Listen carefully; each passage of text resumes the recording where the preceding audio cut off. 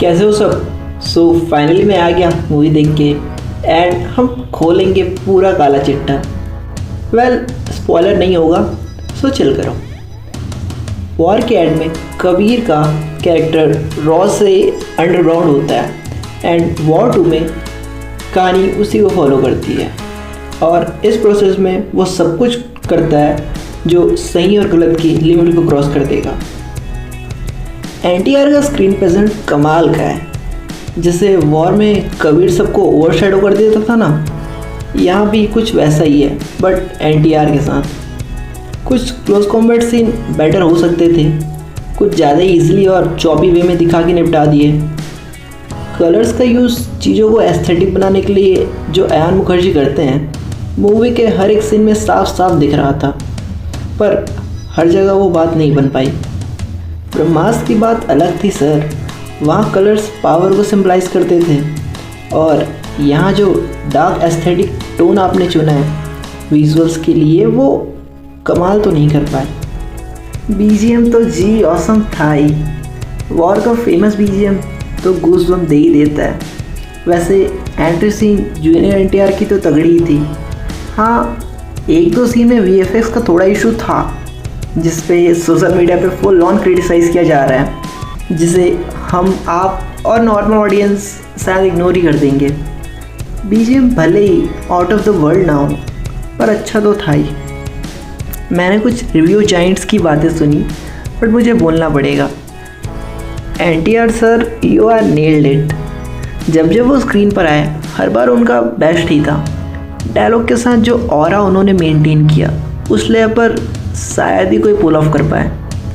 कियारा और अनिल कपूर का role justice देने जैसा ही था। मेन कैरेक्टर तो कबीर ही था बट शायद उनका रोल ही ऐसा था कि कुछ हद तक न्यूट्रल। उनका ऑरा लिमिट तो किया गया ही था। और जो प्रॉब्लम मुझे ट्रेलर से थी, जैसा मैंने अपनी पुरानी वीडियो में कहा भी था कि मुझे एनटीआर सर का लुक पसंद नहीं आ रहा था। उस चीज़ को मैंने सिग्निफिकेंटली बेटर होते देखा। मतलब जब हमने एनटीआर सर का कैरेक्टर आर्क को सेटअप होते देखा, उस रोल को जब जस्टिफाई किया गया, उसके साथ ही उनका लुक बेटर होते गया। आपने नोटिस किया ये? बट एक बात अच्छी थी, मतलब ये कोई नॉर्मल स्पाई मूवीज़ जैसे जेम्स बॉन्ड की मूवीज़ में होता है कि एक लिमिटेड मिशन होता है और पूरी मूवी उसके आगे पीछे ही इवॉल्व करती है। यहाँ कोई ऐसा सीन नहीं था। यहाँ सब कुछ कबीर का पर्सनल था। मतलब ऑब्वियसली बात है, मिशन तो थे ही बट चीज़ें पर्सनल लेवल पे गई। और ब्रो, फील तो वही होता है जब चीज़ें पर्सनल लेवल पे जाए। एंड आई नो अब मैं ऐसा साउंड कर रहा हूँ कि हाँ, सब तो कह रहे हैं कि मूवी में ये बुरा था वो बुरा था, और मेरा कहना है कि हाँ सब कुछ अच्छा ही था। तो वेट, आई नो मैं तारीफ़ें ही कर रहा हूँ बट मैटर ये है ना कि वॉर 2 के लिए एक्सपेक्टेशन बहुत हाई सेट करी थी।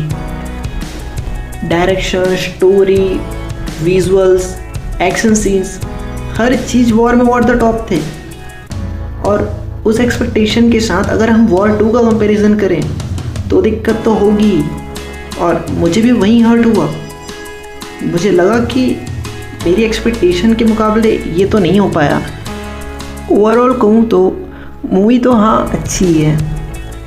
एक्शन सीन्स कुछ जगह पे सच में औसम है, बहुत प्यारे लगते हैं और रियलिस्टिक भी। बताऊंगा तो नहीं, वो सब चीज़ें एक्सपीरियंस करने वाली है, आप खुद एक्सपीरियंस करना। हाँ, समटाइम्स मुझे सिद्धार्थ आनंद की याद बहुत आई कि काश वो होते तो ये बेटर होता। इतना तो कहूँगा ही, मूवी भले ऋतिक की हो बट एनटीआर ने चुरा ली।